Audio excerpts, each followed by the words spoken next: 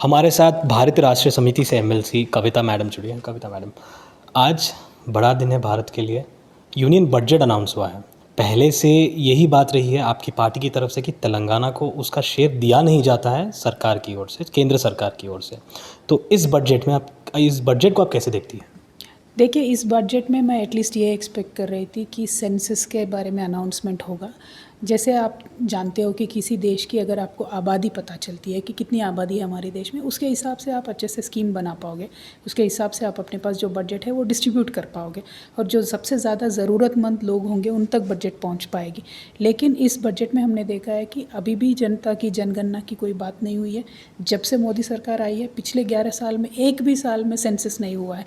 तो आपको पता भी कैसे चलेगी आबादी कितनी, आप स्कीम कैसे बनाओगे? पहले तो ये मुद्दा है। संसद में राहुल गांधी जी भी यही मुद्दा उठा रहे हैं, बोल रहे हैं कि जितनी आबादी उतनी हिस्सेदारी, यही उनका नारा रहा है।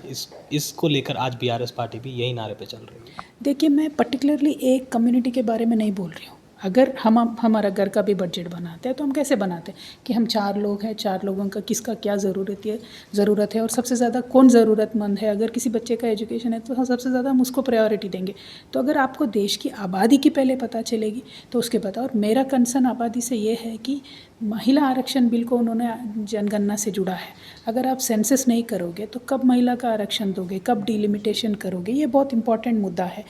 जाति जनगणना ऑफ कोर्स इम्पॉर्टेंट मुद्दा है, लेकिन ये सारे चीज़ें जुड़ी हैं आबादी से। अगर जनता की गिनती करोगे और जो पैसा डेवल्यूशन मिलता है राज्यों को, वो भी जनता के आधार पे ही मिलता है। अगर आप अब तक भी पिछले 2011 में किया हुआ सेंसस के हिसाब से ही अभी तक सरकार चला रहे हो, 15 साल हो गया है, 2024 हो गया, 13 साल हो गया है, अभी तक आप सेंसस नहीं कर रहे, तो ये अनसाइंटिफिक तरीका हो गया ना एक देश को चलाने का। तो मैं यही बोलती हूँ कि अगर बीजेपी अपने आप को प्रोग्रेसिव बोलती है, प्रगतिशील बोलती है, सबका साथ सबका विकास बोलती है, तो आपको पता तो चले सब कितने लोग हैं। जनता की गणना बहुत ज़रूरी है। तो पहले तो ये एक्सपेक्टेशन थी बजट से। दूसरी, हमने तेलंगाना से जनता ने 8 बीजेपी के सांसद को चुन के दिया है, तो हम ये तो एक्सपेक्ट करेंगे कि हमें 8 रुपया तो मिले, ज़्यादा कुछ नहीं मिला है हमें। और जो डेवल्यूशन टैक्स का मिलता है वो तो सबको मिलेगा, हर राज्य को मिलना ही चाहिए। जितना हम टैक्स देते हैं वही तो हमें वापस मिलने वाला है, वो तो मिलेगा। लेकिन उसके अलावा कुछ भी नहीं मिला है, वो तो एक बात है। दूसरी बात ये है, इस साल बिहार का इलेक्शन है तो बिहार को ज़्यादा मिल रहा है, ऐसा एटलीस्ट अनाउंसमेंट तो मिला है, सुनने को मिला है। तो मैं खुश हूँ बिहार की जनता के लिए और मैं ये चाहती हूँ कि मिले। आपको जो अनाउंसमेंट दिया है वो एक्चुअली ग्राउंड में भी मटेरियलाइज हो, ऐसा मैं चाहती हूँ। तीसरी बात ये मैं कहना चाह रही थी कि इस देश में सबसे ज़्यादा गरीब कौन है? जो एनआरईजीएस स्कीम में, महात्मा गांधी नरेगा स्कीम में काम के लिए जाता है। तो वो अगर कोई भी सरकार गरीब से गरीब आदमी के बारे में नहीं सोचेगी तो किसके बारे में सोचेगी? अब आप बजट में देखो, पिछले 3 साल से नरेगा के लिए सेम बजट है।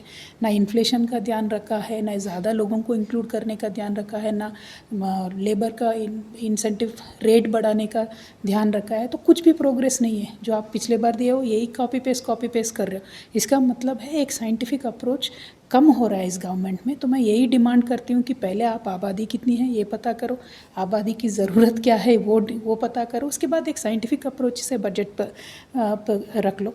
देखिए, इसमें राजनीति करने की कोई बात नहीं है। बजट होती है तो सब लोगों की आशा होती है, सारे प्रदेश बैठ के देखते हैं टीवी के सामने, करोड़ों जनता बैठ के देखती है। आज तो मिला कुछ तेलंगाना को नहीं है, ये तो सच ही है। बजट के डॉक्यूमेंट में आपको सर्च करके देखो, तेलंगाना का नाम भी नहीं मिलेगा। मैडम, आपकी सरकार ने भी जब तेलंगाना में हुकूमत किया या फिर गवर्नेंस किया है, तो यहाँ पर भी जनगणना हुआ था, लेकिन उसको पब्लिकली नहीं रिलीज़ किया गया था। इस पर भी कुछ सियासत चली, इसको लेकर आप क्या कहेंगी इस वक्त में जब आपको लग रहा है कि जनगणना बहुत ज़रूरी है? बिल्कुल, जनगणना बिल्कुल ही ज़रूरी है, क्योंकि 2014 में जब तेलंगाना राज्य बना तो पहले काम हमने वही किया है कि हमने सर्वे किया। एक दिन में हमने पूरा जनगणना तेलंगाना का फिनिश करके जो सरकार के पास डेटा है उसके थ्रू साइंटिफिकली हमने सबको पैसा डिस्ट्रीब्यूट करने का काम किया है। उसका रिज़ल्ट हमने देखा है। 10 साल में हमारा पर कैपिटा इनकम बढ़ा है। 10 साल में हमारे देश में आज हम नंबर 1 है खाद की प्रोडक्शन में। हर तरीके से हम डेवलपमेंट देखा है पिछले 10 सालों में। तो ये तेलंगाना का एक्सपीरियंस लेके ही मैं सरकार से ये मांग कर रही हूँ, पहले आप तो गिनो कितने लोग हैं, आबादी क्या है, उसके हिसाब से आप प्लानिंग करो, साइंटिफिकली दो। अगर तेलंगाना से ज़्यादा कोई ज़रूरतमंद स्टेट है तो आप बिल्कुल उनको दो, क्योंकि हम सब भारतवासी है पहले, तो दूसरे राज्यों को देने का मैं ये नहीं करती हूँ। लेकिन जो जिस राज्य को मिलना चाहिए वो तो मिलना चाहिए। तेलंगाना तक कम से नाम तो मिलना चाहिए, नाम से तो जिक्र करना चाहिए, वो कभी मिला नहीं है। और यहाँ से 8 लोग सांसद हैं, इसीलिए मैं डिमांड करती हूँ हमारे तेलंगाना के बीजेपी सांसद से, हमारे लिए आईआईटी नहीं है, आईआईएम नहीं है, हमारे पास नए डिस्ट्रिक्ट्स बने हैं, इसमें नवोदय का पाठशाला नहीं है, एकलव्य का पाठशाला नहीं है, इसमें तो ज़्यादा खर्च नहीं होने वाले। हमारे पास एम्स 10 साल पहले दिया है, आज तक उसको फंड्स पूरा नहीं दिया है, आज तक कम्प्लीटली वो स्टार्ट नहीं हुआ है। तो ये सारी चीज़ें हैं जो सेंट्रल गवर्नमेंट से हमें मिलनी चाहिए, मिल नहीं रही है, मैं इसकी बात कर रही हूँ। यहाँ से जो केंद्र मंत्री हैं उन्होंने ये जाहिर किया है कि ये जो बजट आया है बहुत अच्छा है, बहुत ठीक है और बहुत खुश है इस बजट से वो। तो आप कह रहे हैं कि राज्य को इसमें कुछ मिला नहीं, तो उनको क्या कहना चाहेंगे? देखिए, मैं उनसे यही रिक्वेस्ट करना चाहती हूँ, राज्य की बात बाद में करते हैं, देश की बात पहले करती। देश के किसान के लिए आपने क्या किया है, आप क्यों खुश हैं, पहले वो सोचिए आप। देश में सबसे गरीब आदमी ट्रेन में चलता है, ट्रेन्स के लिए आपने क्या किया है, रेलवे का बजट आपने क्या सेपरेटली लगाया। देश की आबादी में जितने स्टूडेंट्स हैं हम सब भी जानते हैं, हर माँ को ये होता है कि मेरा बेटा अच्छा पढ़ाई करे। आज पूरा यूनियन बजट में ओनली 2.5% एजुकेशन के लिए दिया है। तो क्या किशन रेड्डी साहब इससे खुश है? किस लिए खुश है वो? क्योंकि एटलीस्ट मिनिमम 6% है। बंडी संजय जी क्यों खुश है? 6% तो रखना चाहिए था। तो ये सारे चीज़ें जो है, जो इसमें राजनीति करने की कोई ज़रूरत नहीं है। Budget is a right of every citizen. तो एवरी सिटीजन का जो हक है वो मैं पूछ रही हूँ। अब 12 लाख तक का आपने इनकम टैक्स एग्जेम्पशन दिया है, आई वेलकम इट, मैं खुश हूँ उससे। लेकिन जब बीजेपी कभी भी इतना अच्छा अनाउंसमेंट करती है उसमें डेफिनेटली कुछ ना कुछ कैच होगा। तो इसीलिए एक टैक्स ईयर वेट करके उसके बारे में देखेंगे। अगर वो अच्छा है तो हम वेलकम करते हैं। उसके साथ साथ हम हमेशा डिमांड कर रहे थे कि कोल माइन वर्कर को आप इनकम टैक्स एग्जेम्पशन दो, और जो महिला कर्मचारी है, जो सरकारी महिला कर्मचारी होते हैं, उन सबको आप इंसेंटिव दो, एग्जेम्पशन दो टैक्स का। ये हमारी पहले से मांग है, लेकिन उन चीज़ों पे उन्होंने गवर्नमेंट ने नहीं सोचा। और सबसे ज़्यादा अफसोस की बात यह है कि किसानों के बारे में तो इसका सरकार ने नहीं सोचा और ज़्यादा बजट देना चाहिए था फार्मिंग के लिए। एक आखिरी सवाल मैडम, स्टेट वाइज एलोकेशन तो अभी बताया नहीं गया, लेकिन कोई मेजर प्रोजेक्ट्स अनाउंस नहीं हुए। पिछली बार हमने देखा कि आंध्रा ने कई सारे प्रोजेक्ट्स राज्य के लिए अनाउंस किए थे केंद्र सरकार ने, तेलंगाना के लिए कुछ मिला नहीं था, उसी पर विवाद भी हुआ था।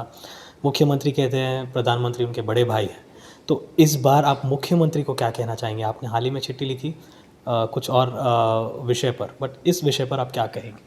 देखिए, मुख्यमंत्री जी बड़े भाई छोटा भाई करते हुए उनके जो राजनीतिक जो काम है वो करते आ रहे हैं, लेकिन जो राज्य के लिए काम करना चाहिए, जो प्रदेश के लिए काम करने चाहिए, वो कभी बेनिफिट इस पिछले 1 साल में भी नहीं मिला। और सेंट्रल गवर्नमेंट ने पता नहीं पहले से तेलंगाना को अपना दुश्मन बना के रखा है, स्टेट को तो कुछ दिया ही नहीं है। लेकिन एक अनाउंसमेंट मैंने बजट में देखा है कि एक 150 lakh crore interest free loan देने वाले हैं सारे स्टेट्स को, जो 50 ईयर्स में पे कर सकते हैं।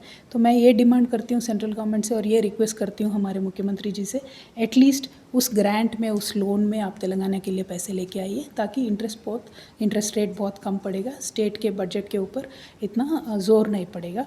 और साथों साथ एक और इम्पॉर्टेंट चीज़ ये है कि ये जो अपने पब्लिक सेक्टर यूनिट्स हैं, इनको सेल करके पैसा बनाने का भी बजट में यूनियन गवर्नमेंट में बात की हो रही है। ये पब्लिक सेक्टर यूनिट सेल करने से नौकरियां चले जाएंगे और नौकरियों के साथ जो आरक्षण है वो भी घटता जाएगा। तो मैं सेंट्रल गवर्नमेंट से डिमांड करती हूँ, ये पब्लिक सेक्टर यूनिट्स बेचने का जो प्लान है उसको आप रोक के रखिए और नौकरी प्रोड्यूस करना और ज़्यादा पब्लिक सेक्टर यूनिट्स ओपन करने का प्रायोरिटी कीजिए। धन्यवाद मैडम, आपसे बातचीत करने के लिए दिए थे। BRS MLC के कविता। कैमरा पर्सन कृष्णा के साथ अब्दुल बशीर, हैदराबाद।